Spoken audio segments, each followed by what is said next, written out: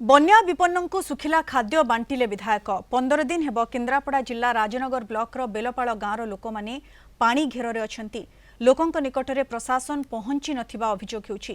तेणे राजनगर विधायक ध्रुव साहू बेलपाड़ गाँव में पहुंची विपन्न मानंकु सुखिला खाद्य सह पानीय जल बंटन करिसेंती।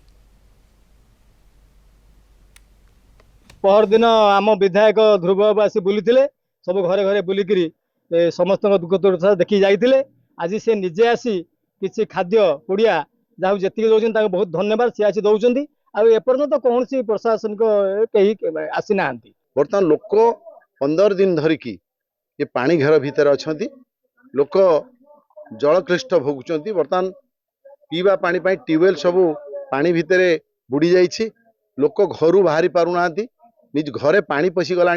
माटी घर गुड़िक चाल घर गुड़िक और माटी अतरा खसी सारा।